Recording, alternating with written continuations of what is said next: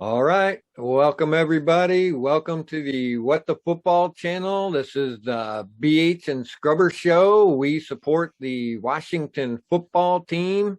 It was a great game Thursday night against the Giants, and we pulled it out, which is great. And I'm half a host. I'm Scrubber. Yeah, man. BH here. What a game. Oh, my gosh. My head's still reeling from the end of that game. So, that was great. We got a lot of cool things to talk about.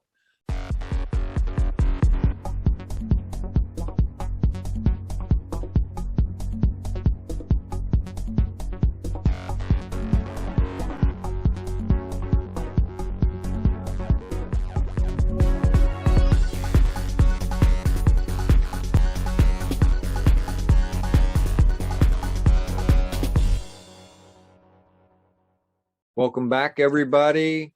You're in the right place. It was a good time yesterday. So we're going to go over that game a little bit today. This is our recap show. So we're going to be doing fundamentals as usual. I think we're going to skip fantasy for today, maybe pick it up next week. Yeah. And we're going to do some highlights. That should be really, really fun. Some coaches' corner. He had a few things to say. You know, we already know a lot of this stuff, but it's good to hear it from him. And then we're going to look at our predictions from last week and see if we got it right or not. So, and cover the game today a little bit, even right now. How about it, BH? Yeah. Let's talk about it. That was a stiff challenge. I made some comments about the Giants, referencing the Denver game, that I didn't see anything that looked that great. And quite frankly, Denver handled them really well. But this Giants team seemed a lot different, better prepared, did a real good job. I warned everybody about Jones, the quarterback, and he did it really well. He just knew when to scramble. Obviously, a lot of them were called plays. I don't know how many times he audible to that. His little pre-reads, out there. But anyway, that hurt us a bit. But luckily, we held them in check. I think Saquon had one pretty darn good run. But other than that, they didn't tear us up too much. We talked about it. The defense seemed to get better and better as the game went on. I believe so. They looked really like they were maturing over the game. They did. And it culminated in the fact that after that turnover, and it looked like we were toast, they stiffened, held them to a field goal, and that proved to be a great turning point because they did go down and win.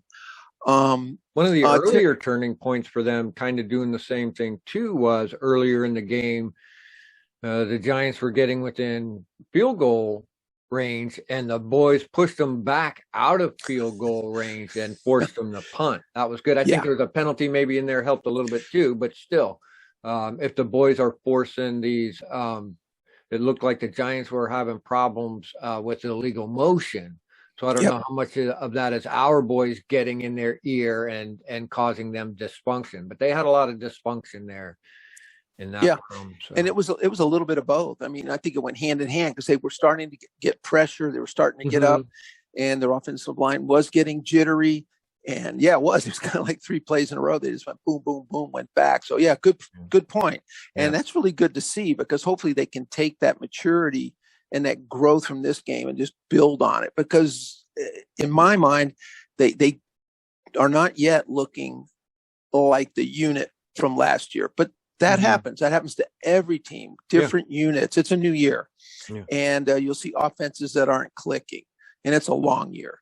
And sometimes those things take time, I think. But that was a great thing to see. I think, obviously, Terry McLaurin, no surprise. He's a superstar. He really showed it, man. He really showed it out there. And I really think he gave Heineke so much confidence to be able to just let the ball go. I mean, and to his credit, I think a lot of people now are talking about Taylor Heineke out there. And why not? Over 300 yards, a couple of touchdowns, had a couple of glitches in the game. But overall, what a performance. Yeah, I felt like he did really good. Yeah. So, yeah. And then, of course, that ending was fantastic. We kind of got let off the hook by that offside, but as we discussed, that guy was offside. He was that offside. Wasn't a chintzy call. It was 100% offside. The line judge had no other recourse but to throw that flag. Yeah. He saw it. So anyway, it was good, and there was a lot of good highlights. So yeah, I thought it was a great game. I thought you called, Daniel Jones being able to run. That was a good call by you. It was kind of frustrating to watch because you assume that somebody is supposed to keep an eye on him, and he doesn't even look like a runner type of quarterback. Really, I think he's an opportunist, like you're saying. Yep. He knows when to do that. So that was good. The defense, I think we talked to what coach was doing with some things was even with our wide receivers. I think they were moving them from side to side. And then I thought with Chase Young, I think you pointed out, now they switched him to the other side and they started getting better pressure. And Allen, our defensive guy, he got in there a few times. He was very, very disruptive. Yeah, man, and they slammed that Daniel Jones guy down a couple times. He body slammed him that one time. Yeah. Wow. Well, we were talking about that because they got, I think wasn't it Chase Young for landing on top of him. And then later we saw Allen just toss him like a doll and slam him to the ground. I thought, hey, here goes another one. Yeah, so we got away with that. So, but you're right, though. The first real big pressure from Chase Young came when he came off the other side. They moved him over there. And then we saw it, and it's not surprising they did move the receivers around, but it was nice to see Terry McLaurin go all the way over to the right side. Mm-hmm. And he did damage from there, too. He did damage from both sides. Yeah. So, he's a part of that flex player because Curtis Samuels isn't on that side, and they use Cam Sims for other stuff, too, who would be that backup to Samuels, if I'm not mistaken. And so moving McLaren over there, and Humphreys did a great job for us filling in slot and doing other work for us. Diami Brown was as much of a decoy as he was running routes as well. He looked really good out there. So he caught a couple, if I'm not mistaken. He caught a real high one that Heineke threw. So he did. He looked good. I think Humphreys. It seemed like he came on later in the game. He did. They started using him more. Yeah. Well, no, and it's a young quarterback. And, maybe he's going with guys he's familiar with. He's trying to develop relationships. But I think he found out the ball around that Humphreys is a guy underneath to look for. And they talked a lot about that. That's one thing. He likes to get the ball, that mentality. He likes to whip it out there. And coach has to tell him, look, there's nothing wrong with checking down. But you know what? I like that. I mean, really, if you think about last year, I'm not bashing Alex Smith or those guys, but there was just not that aggressive kind of thing. And you can't teach that. You know what I mean? You can't take a guy who likes to dink and dunk and drop it off the rim and say, hey, you got to move it down. But you can't take a guy who's aggressive, likes to spin that ball and sit him down and say, hey, look, you don't always have to hit the 25-yarder. If they're covered, get it to the slot receiver. Right. Dump it off to your running back. And so he showed that. Diami Brown looked pretty good. I guess we should go back and look. I'd like to see how many plays Sims played compared to Diami Brown. In my mind, I felt like Diami was out there more, but I think he was. Yeah. So they utilize Sims. He's our gunner. Yeah. That's right. And he does other stuff too. So our receiver core is pretty good. He didn't really need to be. Cam Sims didn't really need to be in there doing too much if we got them other guys covering it. So I agree. And then Logan Thomas did good. He looked good out there. I mean, there's a lot of overthrows. Yeah, a lot of overthrows early from Heineke. Did you notice that? Yeah, I did. We talked about that, I think, too. Yeah. That one to Diami Brown was high, and then a couple on the other side were high. Almost, thank God, out of bounds high. So, a couple of them. So. Well, and that goes to what I was saying earlier. A quarterback who's throwing into the ground doesn't have confidence, and he's trying to direct the ball. If you ever see a lot of guys throwing low into the ground, guy who's throwing high is confident and maybe a little jacked up. And I think that would describe Heineke. Confident guy, but he was pumped. And that's when guys are overthrowing there. Yeah, they got to come bring it down a little bit. And when he did, that kind of went away. It did. They opened some other stuff for him, though, too. McKissick started getting more of a workout then, too. So he had better check down prospects with him. Because you can see him rolling out of the backfield, just standing there waiting a while. And so he needs that relief thing. Like you said, the check down to your slot guy is just over here. Your check down to McKissick is just to your right. But you're looking down here for Diami and McLaren. Boom, boom, no. Humphreys is covered up. Give it to McKissick. So I'm sure it happens a lot faster than that. Well, and I tell you, though, it seemed like the McKissick and Humphrey plays, they both looked really open. They did. On a lot of those plays. I mean, sometimes it was like, where was everybody? I mean, that was great. I tell you one guy who. Go ahead. Oh, go ahead. I was going to say, what was tripping these guys up on the field? How many people tripped out of nowhere? Now, McKissick caught his toe that one time, but I know Heineke bit the dust. I think Humphreys Humphreys went down like it's like the phantom tackle, man. Yeah, I don't know. And I noticed that there was no turf coming up. Even in the slow-mo, field didn't come up. It can't be slick. Yeah. But I don't know. Slick kinds of things throwing them. It almost seemed like it was too tight. Maybe they're used to running on something that's a little looser than that. Maybe it's too good of a football field. Yeah, they're not used to it. Yeah, we did talk about that. We did. We sort of talked about the fact that they just looked like they wanted to get going and their feet just weren't matching up with their head, and they just kind of went down. And, it was weird.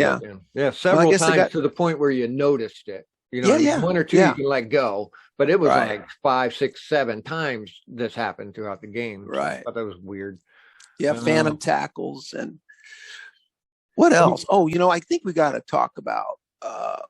Then we know the field goal at the end. That was great. We can talk about for me, man, the play of the game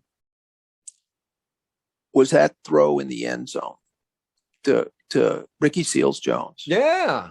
That was so ballsy for everyone involved. Yeah. I mean, he was covered well. He wasn't sewn up, but he was covered well.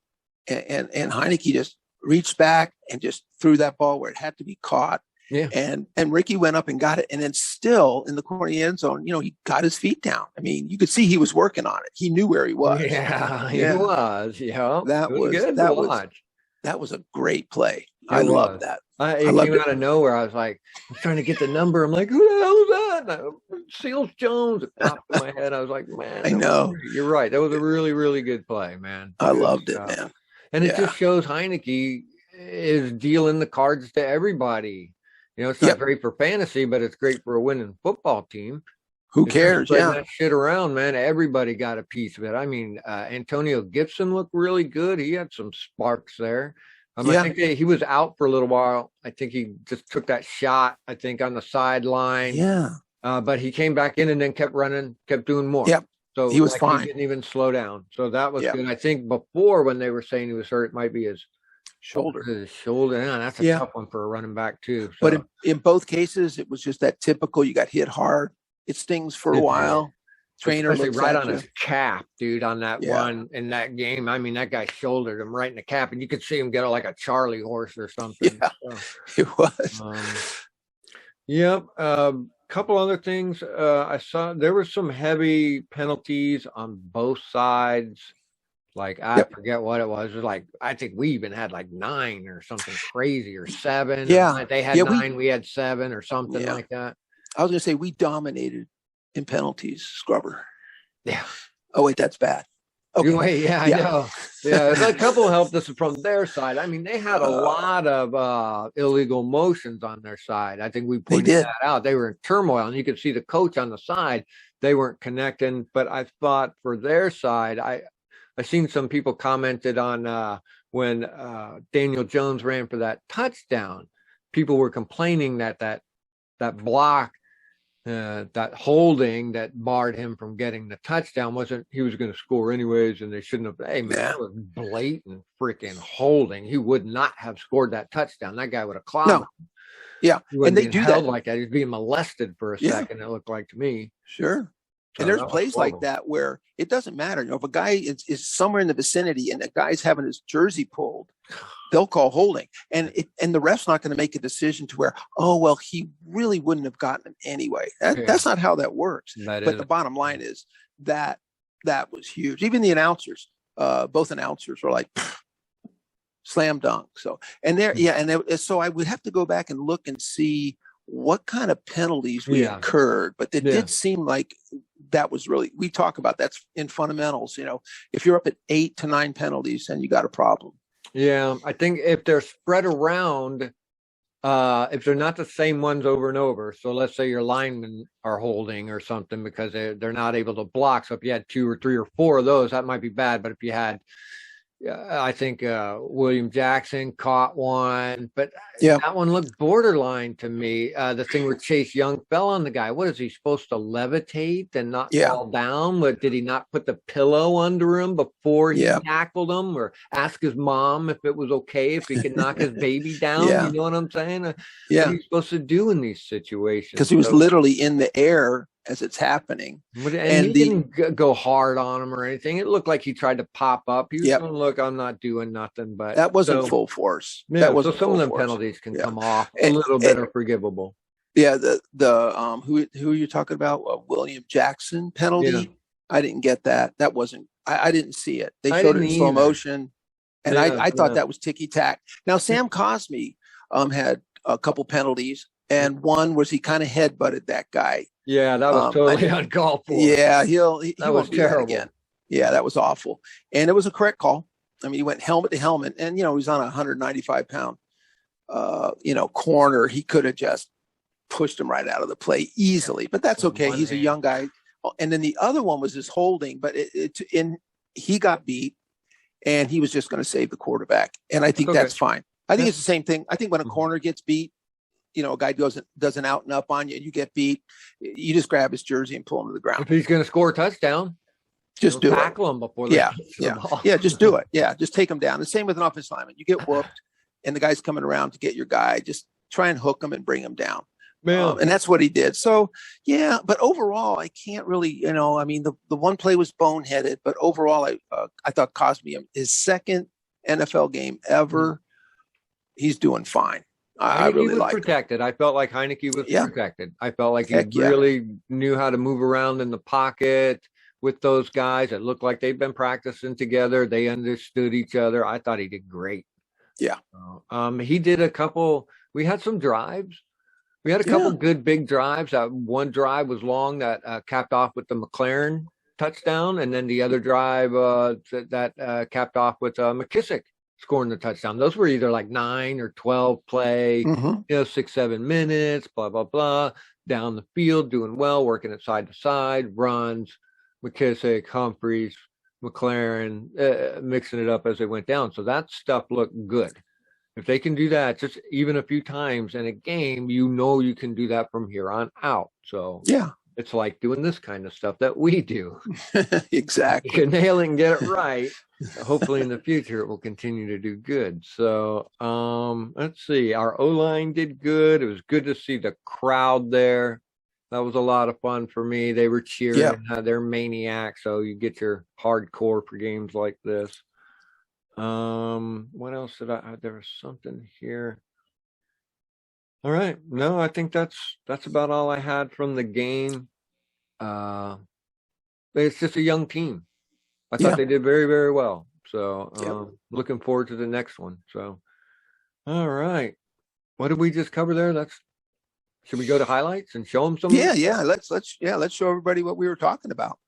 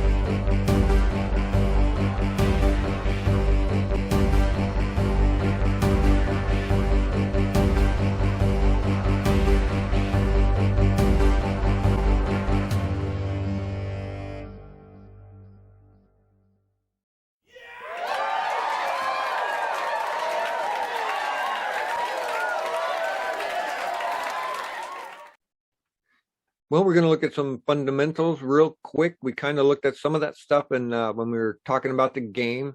So one of the things I wanted to say was it looked like the boys, they're a young team, but it looked like they were gaining maturity as you watched the game. It was really nice to see. So in a fundamental way, they were starting to latch on probably from the kick in the face they got last week, and then they were starting to get ground a little bit in this first quarter. But you could see after that first quarter, they started to stiffen up a little better. They started to learn and get more disciplined, less ball crowding. I saw we did get burned in a couple places, but I think they learned from them because you could see at the very end of the game, them boys were playing tight. Yeah. They were really playing good. So you could see this arc, this evolution that got us to the end of the game, and our defense looked really good. So yeah, I was really happy with the D. I think we were a little down on them. The DBs last time, the tackling, this time the tackling was cleaned up. Some of the coverage, especially in the beginning, was loose. We saw the one blown play where the giant receiver was like all out on his own. But as the second half went on and on, the coverage just seemed to tighten up and get better. And that corresponds too with them moving Chase over to the other side, getting more pressure on Daniels, which I think we even talked about that before. If them guys can squeeze them just a little bit more and give our DBs, you can't let receivers run around out there for 4 seconds. You just can't do that. You got So they were starting to get more pressure on him, which was pushing him out of the pocket, made him have to run for some of that, although they were designed, it looked like too, but our DBs were better in a position to make, there were some really good blocks. There were some really, William Jackson got his hand in there on a few crucial ones. Cam Curl did really good back there. Them guys, St. Just did really good. Fuller, Jamin Davis in the middle there just stuffed a few people. Allen in there in that D line, and Payne, all them guys. They just did really matured, like in a game that you could see maturing like over a season. If a game is a season, that first quarter was kind of rough, second quarter, and then they picked up. So let's hope the season goes like that as well. Another fundamental was the penalties. We incurred a few of them, but so did they. So we talked about a few of them in the beginning. So it was a few, but they may be all one-offs and not showing a pattern of penalties where there's a weakness being made up by causing penalties. Yeah, so I think so. We kind of touched on it with Cosme. If their boneheaded play, he had no choice but to grab and drag a guy down. We thought there was a ticky-tack play. But what the good thing about coach's film, we talk about fundamentals, they'll look at those penalties. They want to know why those penalties occurred. Like what was happening there? What were you thinking there? What was the reasoning there? And it's a teaching moment because it's not just they can't just yell at him for being penalized. They gotta go over the situation and talk about it. Yeah. And is he getting the help he needs? Do we scheme that a little differently or something? So I agree. Right. Very good. So I want to say two things about coaching. I thought the coaching must have been better. I actually seen Jack Del Rio with a piece of paper in his hand actually saying something into the microphone. So that made me happy. He's talking to somebody. He's doing something. Those guys were moving. Defense really good. They didn't show a lot of Scott Turner, so I didn't really see what he was doing. So he must have been doing okay. We talked about this earlier, I think before we came on, that decision with 2 minutes and 22 seconds left. They had the ball. All they had to do was run it, and they passed the ball. So I should have never gotten to passing in the first place, in my opinion. With 2 minutes and 22 seconds on the clock, you just run that down as best as you can. I think all you have to do is make one more first down, and you can knee the clock the rest of the way. 142 is 140 seconds. You can knee at 142, you leave 2 seconds. So that was the thing. But he threw the ball, and that was just, I know it was a miraculous interception. It shouldn't happen, but they should have never have gotten to that point. Just keep handing it off to I don't care who, and just just run and take your chances that way. So I thought that was the only real bad coaching decision I kind of saw, but I don't remember. See, we didn't pull out any red flags, right, or anything like that. We didn't challenge anything. I don't think so. I think the refs challenged a couple things on their own, which I think were to our benefit. That one that McLaren caught with like hardly any time on the clock. Yeah, and they wanted to look at that one again. I was like, thank you. Yeah, because we saw right away, and then our guys got to go on the sidelines and talk, take a break with no timeout called. Yeah, I was like, man, that was a gift. And I think you got to give coaching credit because they did start switching guys around. And when a team tightens up like that, that's because of the coaches. I think it'll be interesting. I think Scott Turner, I think he has independence to call whatever plays he wants. Yeah, Ron just stands there and watches. Yeah, and I think so. They might have a discussion about that. Like, hey, what were you thinking on that play? Let's review that, because we put our young quarterback in a situation there where we should have been running, should have just ran that out. Or if we're gonna pass, why was he throwing into double coverage to our most popular receiver, who everyone's looking at? Good call.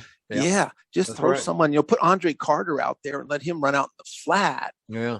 Don't. Yeah. So it was. So that's good. Once again, even the coaches, a little bit of hey, next time we're in that situation, how are we going to handle it better? Because they put Heineke in a bad spot. He ended up throwing the pick. Yeah. But as a coach, why are you putting a young guy like that in that situation? Why doesn't he have a better decision-making process somehow? Yeah. You really, and it really actually speaks to not only just the decision for the pass, but it also speaks to clock management. Yeah. Should know at 2:22. I mean, that should be a thing. You should know exactly what the amounts of times are and plays and all this stuff in your head. So when you arrive at this point, you're pre-prepared to know what to do for that guy. And it just seemed a little, the end of that game was off. I know. Well, they're going to have to talk about it. I mean, coach, I think coach isn't going to micromanage Turner. No. I mean, I think they have a game plan before the game. You got to give your coaches. I mean, I know they communicate during the game, but he doesn't stand over them. He gives them the authority to make plays, but I think they'll review that. So overall, I give the coaches, a B+, but that one was a head scratcher. Yeah, and just to say this too, they were doing good because you could see the back and forth during the game. We're not the only ones adjusting, so you can see like something will happen, like they'll grind us on our defense. Well, that's because they switched up a little bit. Yeah, and our guys got to switch up to that, and so you're going to see like, well, what happened? They were doing good. Well, the other team decided to try and thwart what we're doing, believe it or not. And I think the coach said that. He goes, that's what teams do. Yeah, exactly. That's what they do. They're trying to thwart you as well as you trying to do your thing. So there's this back and forth. So I would almost say kudos to the Giants for trying to work out what they were working, adjusting to our adjusting as well, and using that Daniel Jones to do the running and things like that were their outlet for that. And so it was just a nice battle of coaching back and forth, teams back and forth. It was a very entertaining game, if you ask me. It was. So. They were up for it as much as I didn't exactly trash them in the pregame, but I was less than complimentary, but they really stepped up. So they did. Division rivals. Yeah, it always that happens. can be. I've seen it in many other divisions. You're playing your last place guy, and you lay down to him, and you get beat like 23-6 or something. Yeah, you only got 2 field goals out of the whole thing. So it does happen. So hey, good. How did on fundamentals? How was kicking? I thought it. I mean, obviously we had the missed field goal at the end, and we got to do it again. But I thought kicking and punting were fine. I thought they returns. Were great. Yeah, there was no chance for any great returns, but there were no mistakes. Carter knows what he's doing back there. When that ball, he eyeballs it pretty much, and he lets it go to the end zone. And he was mad because he couldn't run that one. I know. That last one, he kicked the dirt and blocked off. That was good. Yeah, you want that though. You want the guy who says, "Man, it's only 3 yards deep." Yeah, come on.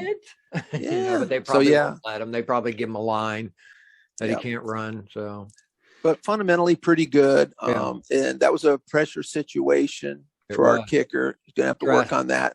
I think there's still that whole that long snapper holder kicker thing is it'll tighten up I think it's going to get better. I think the guy's got a great leg. I've been watching some film on him. The way he hits the ball. All kickers are kind of different. I liken his swing to old golfer Ernie Els. Ernie Els had the smoothest golf swing, and he could hit an 8-iron 185 yards long. I didn't know how he did it. And but some guys golfers take you can tell they just take a mean swing at the ball and they hit it hard. And I really like our kicker Hopkins, because he takes a smooth swing, and that ball comes off his leg. I mean, when he hit that earlier, I think he had a 47-yarder, something like that. He had a pretty long one. It 49, went, yeah, it went through the goalpost like 8 feet above and hit the net like a bullet. That's why I said I thought it would have been good from 55. Yeah, he crushed it. So yeah, I think things get better there. Let's just put it that way. I don't think there's a problem. Yeah, no, I think the missed one. Now you can, that doesn't count against them because it was a penalty. But you could almost say, with these kickers in the way they are, if he saw that guy jump out of the corner of his eye, you see what I'm saying? That could have affected him. That does affect these guys. I mean, a fly landing on the goalpost is front kicking, not kick it right. Yeah. So, but if he saw that guy move or something, that could have tweaked him for a second. So the offside does mess with his brain a little bit, I would almost guess. Well, and just think about what it does to what's his name? The snappers, Cheeseman? Yeah. Yeah. Well, that guy was right. It happened right to his left. Yeah. So the same thing. The guy flashed in there. Yeah. What did that do with snap? Yeah. Exactly. All that stuff that has, so you can not making excuses for the man, but you can see where things like this influence. And these kickers, of course, are these, they're tweaked anyways. A lot of times you want to make it as easy. They should have like earmuffs and little things on their hands to keep them warm. Yeah. They should be able to come out in their pajamas and their shoe, have some crystals you can hold on to. Yeah. Some some chamomile tea, whatever it takes, man. Just don't upset them. Whatever you do. Upset the kicker. We need him. He won the game for us. Yeah. Kickers. I played in bands all my life. Kickers are like lead singers, man. Just leave them alone. They're weird. They're temperamental, but damn it, they're good. They're the guy out in front singing. Yeah, just kiss his ass a little bit, and when he's holding his throat and he's sipping his tea and eating some lemon, just don't say anything. It's okay. Yeah. So I thought he did great. It was fun. He's our kicker, and I will stress this point over and over again. Kickers score points. Yeah. That's what they do. And I'll bet I haven't looked at like statistics, but they win games most of the time. They do. The close ones anyway. So they pull you out of the crap. So, they do. Very good on special teams. I think so. And so I think overall, looking at fundamentals, I think the only ding we saw was the penalties. And we discussed that before. And that's so if that's the deal, then they'll work on those penalties. Yeah, and I'll make a note of it. And when we come back for our next show, we'll talk about that a little bit and see if there's a difference between the week to week of what we saw, and we'll take a look at those penalties to see exactly what they were. Exactly. So I guess that was really all I wanted to talk about there. So okay. Well, Coach is up next. He's got a few things to say. Yeah. Let's see what I think. Coach probably got a lot of things to say, actually. But yeah.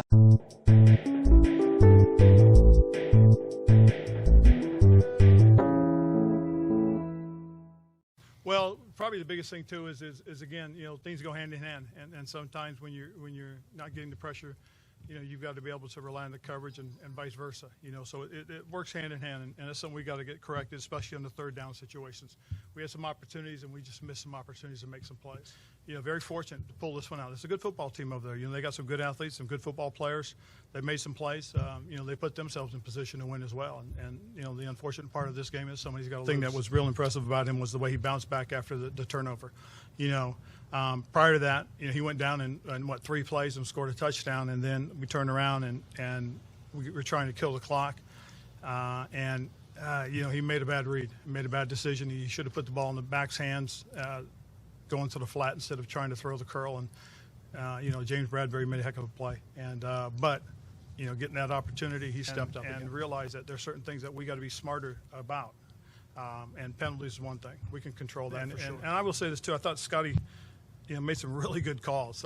And it's one of those things that when you hear the play caller call a play with confidence, I think that really sets the tone for Taylor, because I really like the flow of way Scotty called those last few series. I think what it does, it just shows them that if you keep working at it, you keep pounding at things and keep going after things, you're going to get an opportunity, and if you can correct some of those mistakes along the way. And I think that's something that we'll learn.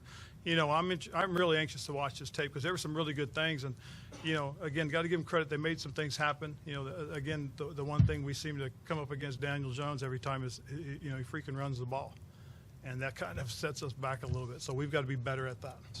As we came in halftime and listened to the defensive coaches talk about how to handle it, I really liked the way they adjusted to it. I like what they were saying, and to the defensive players, and it felt like they went back out there with some probably the best thing. And again, I like the way Jack started to mix it up even more and challenge these guys. We started getting them pressing a little bit more.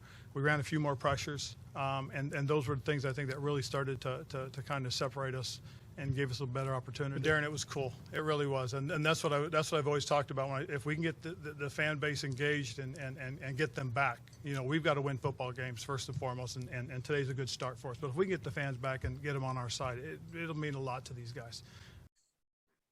Okay, always good to hear from Coach. Yep. He never gets too high. He never gets too low. That's what you want. He just tells you the truth, the way he sees it. So that's good. But now we have to revisit the past. Yes, we do.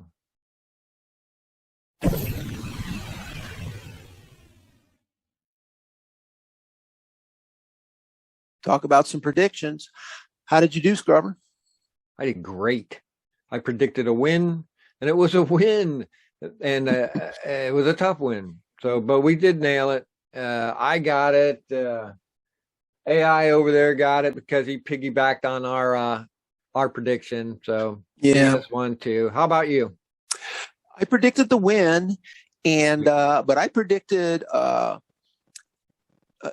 didn't say an easy win, but I didn't think it was going to be a problem. I mean, if I had said a score, I would have said 31-17. Yeah, that's how I felt. That's how I felt. But they put up some fight.